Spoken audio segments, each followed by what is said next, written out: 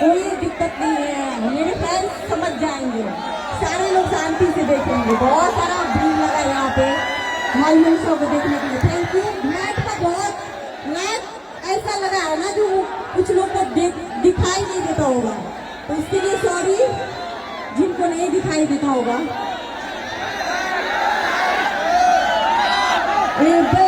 गोरी हमर मिथिला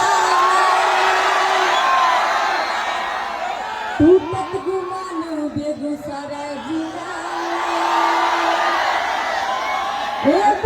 गोरी हमर मिथिला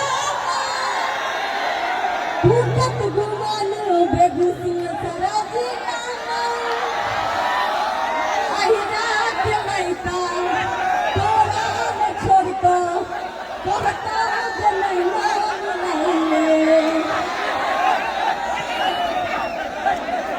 तो आप लोग एंजॉय कीजिए और अच्छे से प्रोग्राम को देखिए और जितना देर हो सके।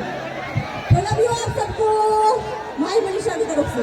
थोड़ा लाइट का दिक्कत है, आप लोग लाइट थोड़ा ना लाइट कॉपरेट कीजिए व्हाइट वाला, क्योंकि दिख नहीं रहा। बहुत सारे लोग बहुत दूर दूर से पैसा लगाते हैं, बैठ के जानते हैं ना तेल डलाने में कितना पैसा लगता है, इतने दूर दूर से आए देखने के लिए, तो उनको दिखना तो चाहिए ना। तो लाइट थोड़ा